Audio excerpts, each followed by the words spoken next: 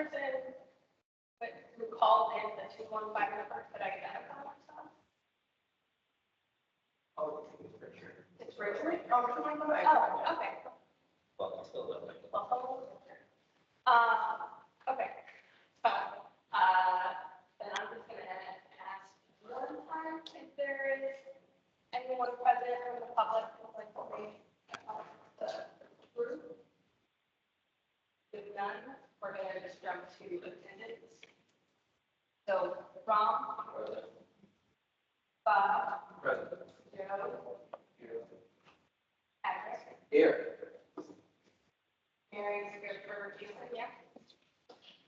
I'm here for, I'm one of the three on the governing board now. Okay, great. So not for the agency. Okay, Scott. Here. Michael. Emily. Here. Warren. Here. Rose. Here. Dan. Yep. Or that's not one. Yes, here. Four.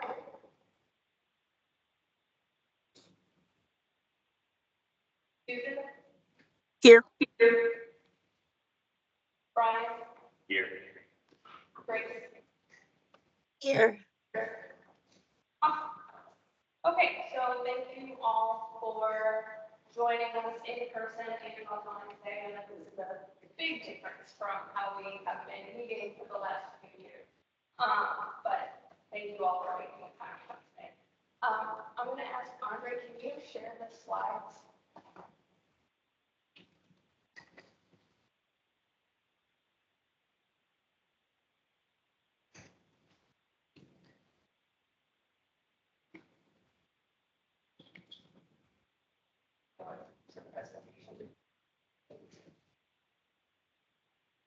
Okay, so the first item on the agenda is to finalize the updates. So, okay, so the first item is a legislative session recap. So P20 wind is impacted in a few different ways with a few pieces of, or two pieces of legislation. So the first one, 24-45, is kind of an omnibus legislation bill. There are two sections in that bill that specifically task each one of the executive board with doing two things. The first is that we have to create a statewide plan or statewide plan for a statewide intermediary to set up something comparable to 20 win for nonprofits. It's designed for nonprofits that are serving disconnected youth to share data to better understand the population and provide wraparound services. So that is task one. And then task two, many of you were involved in the disconnected youth report from this last year, and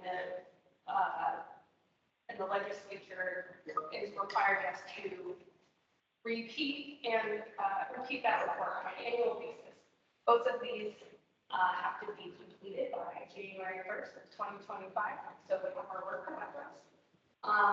That was really one of the big things that came out of this legislative session. So we are working with the agencies that participated in the disconnected youth to sort of frame how we're going to move forward, how similar it will be to the existing report, what we can do in the time that we have to.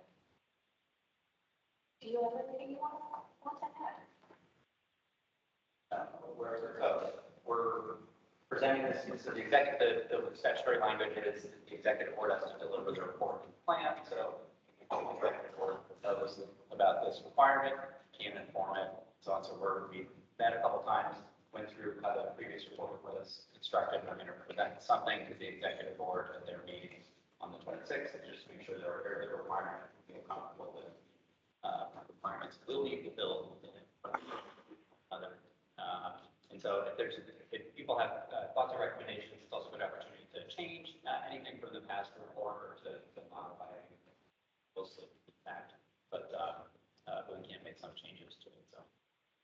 trying to get something together for the meeting. The board is. Just got a comment, I know. Hold on 1 second.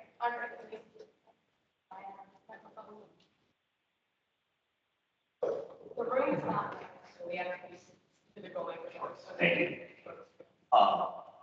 Just a comment that there were, I know that since the significant youth study was conducted last year, that several agencies have joined and are now involved in the process. So we'll need to make sure that, it's going to be a repeat for, most agencies, and for some of us, it'll be the first time we're kind of participating in that. So I just want to put that out there, at least for the JDCSD and probably for DOC.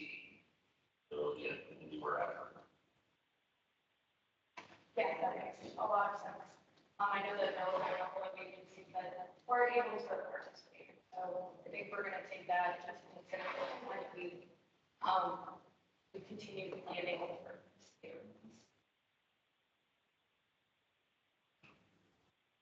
Are there any comments, questions, thoughts? No? Okay. Next one. Okay, let's back up there. So this doesn't directly reference the funding that it came out of, I think, discussions with a lot of agencies. There was a different version of this that was in legislation last year that did not pass. So this version is modified, it's more general, doesn't directly reference P20 win. But the intent here was to make sure that agency records are protected if they need to be kept private or confidential. Agency records are protected if there's a public records request, particularly when there's what's highlighted here, any kind of statutory reporting requirement, regulatory requirement to share data report, any data sharing agreement or similar written agreement between agencies to share move data, the records that should be kept confidential remain confidential when they're moved across agencies through these types of arrangements. So this is something that came up for P20 win a couple of years ago, particularly when we were developing the new legal agreements. Agencies wanted to make sure that the movement of data across agencies was not exposed records to risk in any fashion. So we put forward a legislative proposal in 2023 to do go through. We made it a little more general. So again, it doesn't directly reference P20 win, because all movement of data P20 win is through a data sharing agreement, cover any use of data through P20 win and a wide range of other things with their statutory reporting. What happens if there's a public records request is that it gets referred back to the agency that is the original sort of custodian of the records, which we think is like a common sense approach to make sure that working at Michael, there's a request for DEMIS records that maybe you share with the CSSD for some reason, that someone asks for the DEMIS records, that the CSSD can refer them back to DEMIS, and you can be able to respond and understand the exceptions and so on for those records. So that it gets referred back to the agency that's done promptly, they don't want to delay or make the FOI process more complicated, it's very understandable.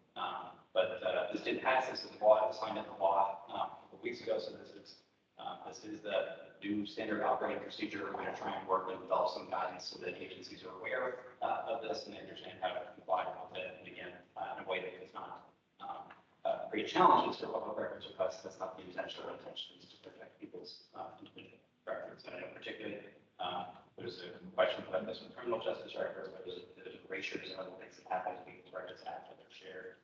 So you want to make sure that you're responding or giving accurate information.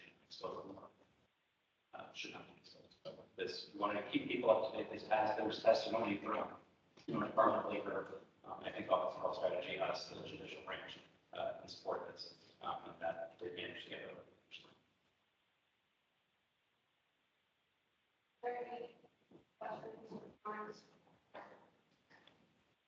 This is legislation. Your timeline, development guidance, next steps. Hopefully this. So the question is, there are timelines to develop next steps. No, it's a different passage. So this is the law now as we speak. And I think we're hoping this summer to develop some guidance, probably with that FOI commission, but we have that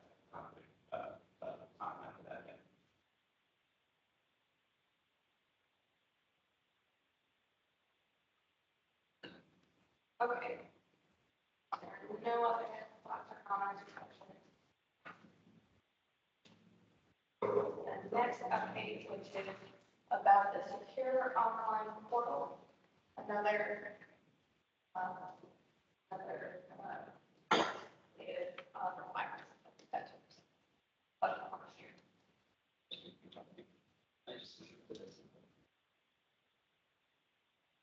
This is another piece of legislation, just again for folks, so a lot of cases is for awareness. This is from 2023.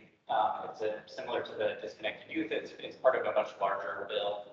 There's one section, 31, in the act that is relevant for P20 the agencies and purposes. The act in general is about individuals with intellectual and developmental disabilities. A lot of it focuses on developmental services, whose building we are sort of in right now. Marna, an agency that is facing P20 currently.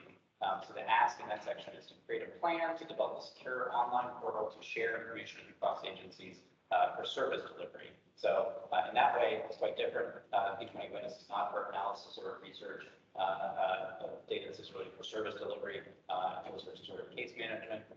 But it will implicate the agencies. There's an ask to look at the privacy confidentiality considerations related to be able to do this securely. So we are working with a consultant whose name is Semio.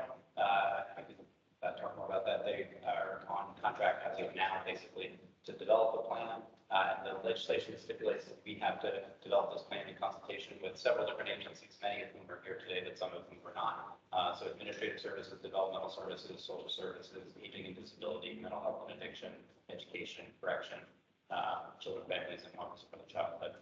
So those agencies have been consulted in the development of this. So if you are represented in one of those agencies, you should expect to hear either from OPM or Semio sometime in early July to begin the process of kind of interviewing and understanding. Some of you probably already know that from the OPM team, it's probably Manisha Srivastava who you would hear from, or Semio.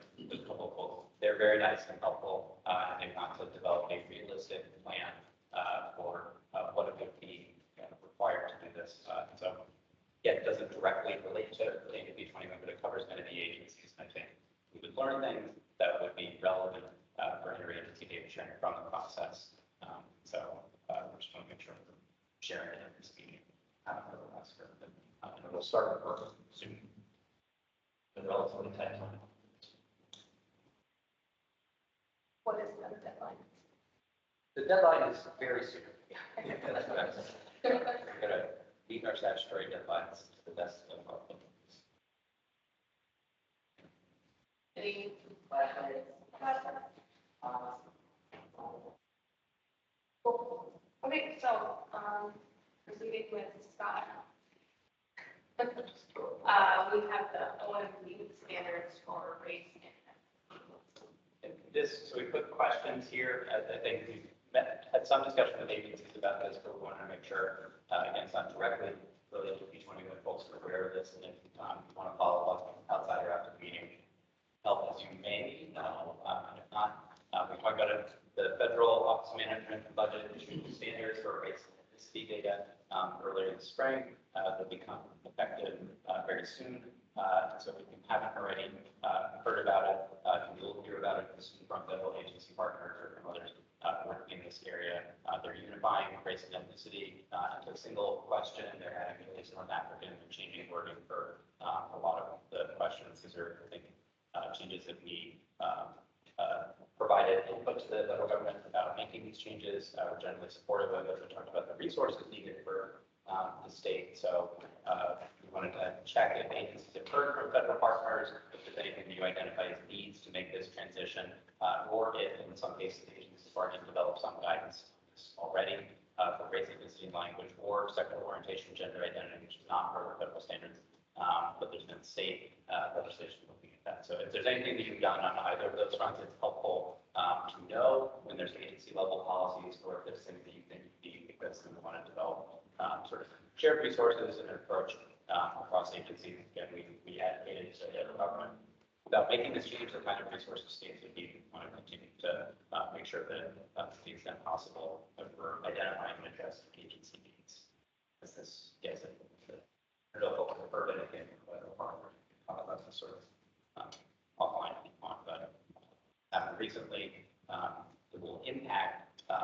the data for P20 wind that are able to do that gradually over a long period of time. Agencies start to change their data collection. It should lead to more uniformity, but take a while. Has there been an outreach that you did? Or is it noted before, but that's something? Yeah, it seems like they're little more eager than in prior years to align education, these updated standards, but not clear yet exactly. Yeah, a lot of them change for IPEX go on. So, I think they ended up changing it like for admission in the common application when it's fine with that whole goal.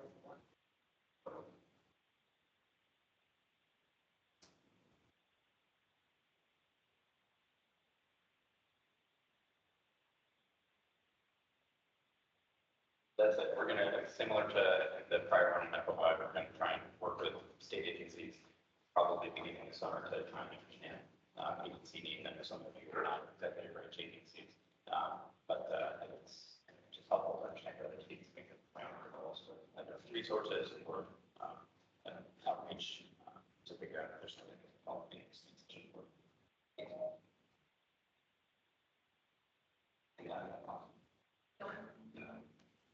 Oh, okay. So let us know how we can help you in any way as we are resources with this new change. We want to be a resource for you. So moving on to the next item is the enterprise MOU. We have executed many times for the last couple of years.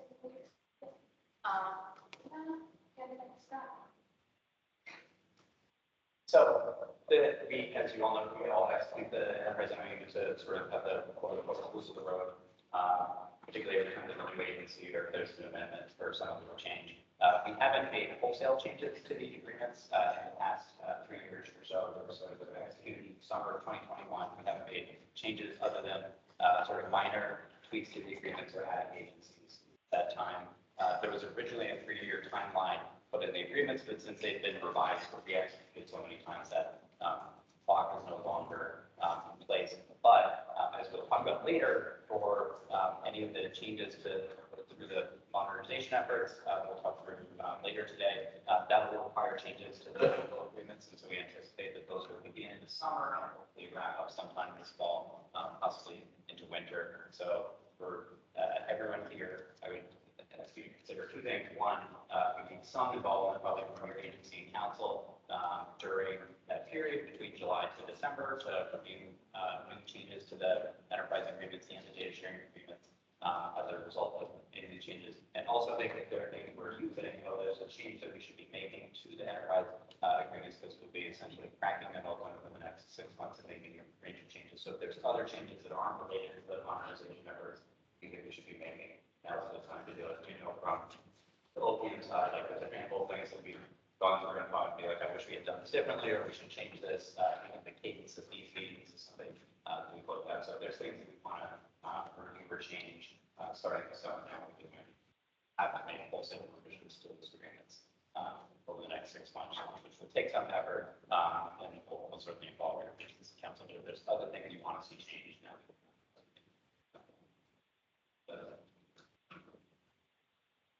I would probably be following up with everyone, like, obviously after this meeting, but as we or anything, kind of like in touch to get close.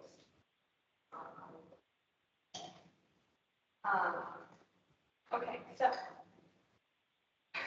we're so the next item is a report out from the data management work group that Ashley has been co-leading, and so I'm just going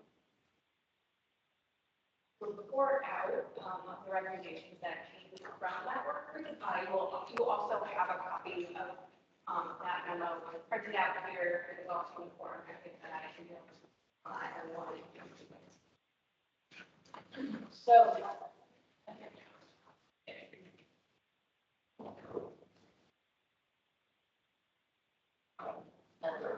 So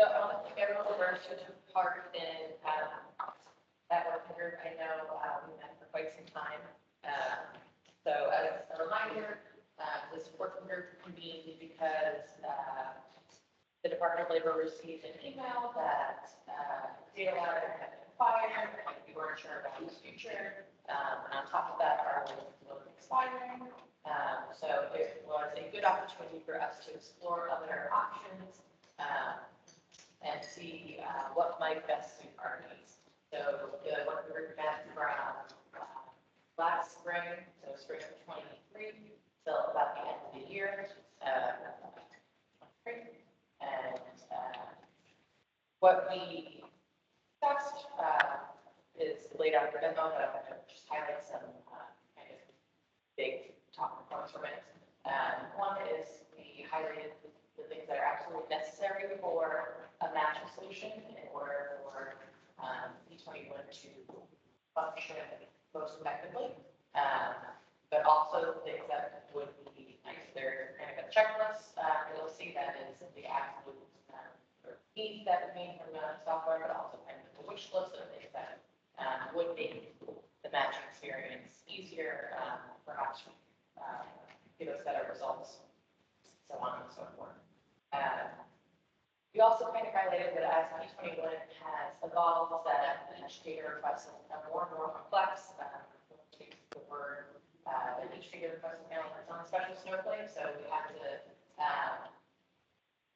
use data liner in ways that we haven't used before, be a little more innovative, a little more thoughtful about how we're putting in the data and matching it and trying to get crosswalks from multiple different sets of data, data that has different identifiers in it, and it's starting to fall short of its ability to how complex these data requests are becoming. There is an example of a data request that's upcoming that you can see just how complex the data flow has to be for it. What's being asked. One of the other things that was sort of highlighted through this work group is that not only does P21 have data matching, but the agencies have their own matching needs. Some of the agencies being very rare. Some of them have acquired their own data management solution. We have a list of what agencies are using, but also what they're using it for. So some of them are using it for kind of ad hoc purposes, but also some are using it for more regular sort of matches. So there clearly is a need for data matching, not only with P21, but throughout the state. So we're trying to be thoughtful of that as well as we pursue a solution.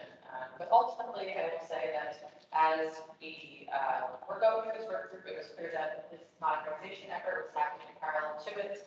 And we're trying to be thoughtful about what sort of software would work well and interact with that environment. And clear to us what would handle the modernization effort. So for the time being, we're recommended that we stick with data ladder for the short term, but that it cannot be the solution in the long term until we figure out other things that this would be the best thing.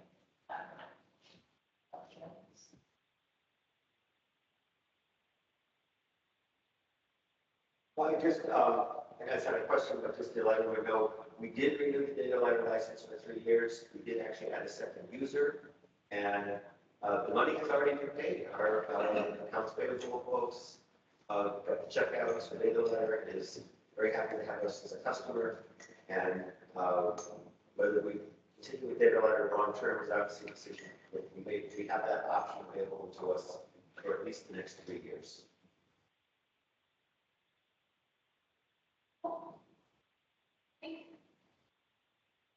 Any other thoughts about data ladder, data management? Okay, so the next item is Jobs for the Future, which is an effort that's being spearheaded by OWS with DOL. Part of the meetings discussing how to make a data system of sorts that is focused on workforce.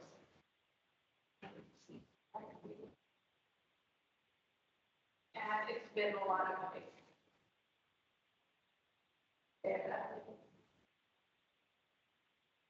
With all due respect, it was very clear that Chief Data Officer that I have nothing to add to the data.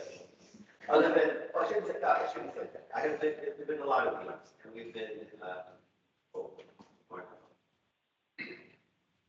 we have been, there have been a lot of interaction between Jacob and the Department of Labor. And I was part of a focus group, there are other members of our agency who have been part of focus groups. We've been providing a lot of information to Jacob about how we do our work and about how we collect this data. And I've been very inspired to be part of those meetings and hear my very knowledgeable colleagues discuss their work. So I've actually learned a lot about my own agency from this process just by being in the focus groups with my colleagues. And I'm more proud than ever to be part of the Connecticut program. I know that they are still in their discovery session, are conducting interviews with many of the stakeholders who have some connection to these programs. So we will see at some point they come up with. Okay, so then moving right along, the next item is focused on data requests. So we've been plugging right along with a couple of data requests. So the workforce training pathways request, which is tied to OWS and the Senate, requires them to do this. It's moving forward, and we should be ready to start actually doing it. We're ready to move data in order to start next week. So this is very exciting. And this is also tied, basically, the request is tied to the WTQI grant.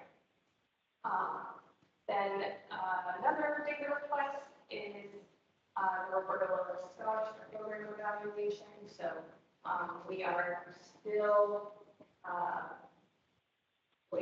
the participating agencies are doing data collection and data discovery. And so hopefully we will be in a position to move forward to match data and contribute.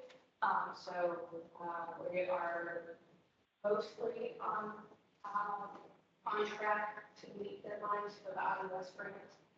And then there is the crossover use privacy enhancing technology pilot that I think is making good progress. So we've been meeting with our partners at Georgetown, the Next Data Institute, and also with a consulting group that was mentioned earlier, Semio, that's helping us to do this pilot. In conjunction with this pilot, we are developing a P20 data request so that we can kind of benchmark the results and see how to compare to one another. So there's a way for us to evaluate how this technology works. And so that development of that P20 request is close to being finalized for first full track and go. So good progress. And then this data request involves ECAPS. So it's new technology about how we'll hash the ION in a way that we have not protected the ION in the past. So it's Yahweh compares to our standard. And then data requests that are in review. So the ROCA Young Mothers Evaluation Program, we are still collecting signatures for the data sharing agreement. We'll be ready to move data for that in the next month. And then we have a data request from a UConn faculty member that's looking at outcomes from parent outcomes for students who attended public schools, magnet schools, and open choice schools. Then we have the Census and Save Commission data request that's looking at access for the birth services. And then housing choice vouchers imminently ready for approval and sharing agreement, which is looking at the impact of student active family outcomes for those who are receiving the housing choice vouchers for our payments. Are there any other things that you all know are coming? Are any questions about the data?